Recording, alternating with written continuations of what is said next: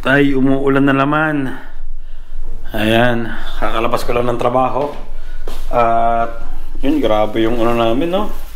Hapunan ngayon, no? May steak. Siguro pasta, tapos second plate itong steak, oh. Solid. So yun, vlog muna tayo. Tagal ko na hindi nakapag-vlog.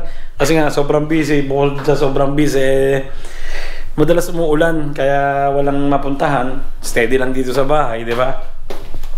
Si Mrs. nagtatrabaho. Okay. Ciao. Hindi na tayo nakakapag-vlog, di ba? Buhay natin ng ilaw. Yung dilim. Ayan. Di ba? Ang dilim mo.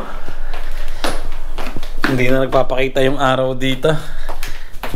Nangagawa ng mga to. Dito si Kuya. Ayun, kayo ka ba nag-market ka kanina umaga? Nag-market si Kuya kanina umaga. Tingnan nyo naman ang nakuha niya, oh. Ferrari na jacket. Pero sabi niya mahal daw to. Mabenta kaya agad yan. Pero ang ganda ng quality na. Leather ba yan? No. Tipo yan. Dapat masipag ka pag magaganang ka. Masipag kang ukay. Maaga pa lang kasi pumupunta na to. Kaya nakakachamba siya ng mga ganang mga mamahalin. Tingnan nyo naman yung likod, oh. Grabe, solid yan. Para siyang leather yung tail, ah. Tapos ito pa yung mga nakuha niya ngayon. Pwede bang buksan to, Marcos? Ayan, oh. Nakakuha siya ng half. Hindi ko na anong basa dito. Half ba ta? Anong basa dito? Ayan, ah. Hoodie. Ano, bibiling ko na sana ano nga lang XL XL, L lang. Laki pa rin sa akin. Magandang brand to, ha. Ayan, oh. Tapos ang ganda pa ng quality mong hindi nagamit. Na? Maganda, mukhang bago pa. kasi Mukhang bago pa. At speaking of bago, may papakita ko sa inyo. May tag pa. Ayan, nakuha ni Kuya kanina. Ayan, Kawasaki. Mabenta to sa mga nagmumotor. Ayan, Kawasaki Racing Team ELP. Ano pa mga tatak nito? Pirelli. Tingnan nyo naman, meron pa siyang ganan, di ba? Ibig sabihin yan, bagong bago, size L. Tingnan natin yung likod. Kawasaki. Nakita akong ninja. Ayan, may ninja pang nakalagay. Solid yan. Ganda. Magkano mo ito nabenta? Ay, bebenta? 30. 30 euros. Pero sabi niya yung Ferrari yun mahal. Nakita niya nasa 200. Pero syempre gamit na. Siguro mabebenta niya lang siguro itong 100 na. 100 euro, pero? Ayan. Solid. Tapos may gap pa siyang nakita. Ayan, ito hoodie lang to. Hindi naman to masyadong maganda. Normal lang. Gap. Ano pa ta? Mga pantalon. Dalawang pantalon na maluluang. Nauso ngayon. Vintage. So yun lang, di ba? Maaga itong umaalis ang puntang market.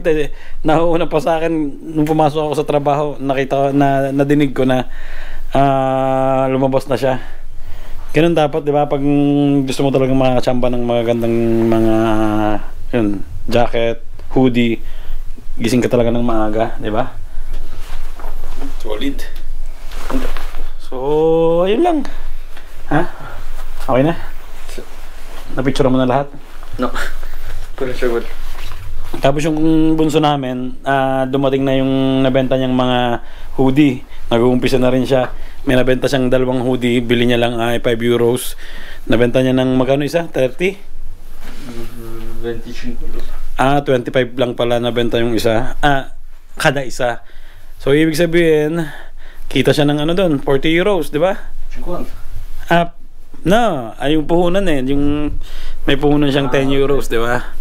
Tapos ang nabenta niya ng dalawang 25, ibig sabihin 40 lang yung kinita mo dahil dahil, bumili ka ng 10 euros na pelpa. Yun lang. Anong ginagawa ng isang to? Andito, ang daming pera na, no? Puntahan natin yan. Pasti! Dumating na ang pera mo? Si. Nasa'yo na? Si. Magkano ang pera mo ngayon? Chanto. Ang daming pera! Mamimili ka ulit? Si. Ito naman kasi nakakaawa kasi may pasok na siya, nag-start na yung school nila. Hindi na siya makapamili ngayon ng mga ukay na pambenta. Ginagawa niya na lang, Saturday lang siya nakakasama. Pag Saturday dito, daming tao, di ba? Mga tao, walang mga trabaho yan. So maraming kalaban. Kaya pag mga weekdays, mas masarap pumunta sa mga ukay-ukay. Bukod sa may mga bagong dating, kakunti pa yung tao, kakunti pa yung namimili, di ba? Yun lang. So yun, huwag na natin abalahin tong bata na to. Nag-ano siya, gagawa siya ng assignment. Ayan na. Kinokopya. Kinokopya niya lang sa Google. So yun lang, ingat palagi. At kita-kita na tayo sa susunod na vlog. Pag maganda na yung panahon, marami kami mga gawin ngayon. Baka namin manguha ng mga mushroom kasi season ngayon. Ang problema, umuulan. Bukod sa umuulan, may mga ahas daw dun ngayon dun sa mga bundok. Kaya yun, hintayin namin munang mawala yung mga ahas. Siyempre, kasi ngayon, siyempre, alam nyo naman, nag-umpisa na yung lumamig. At yun, para makapanguha na kami, papapakita ko sa inyo yung mga mushroom na masasarap dito. Yun lang, ciao.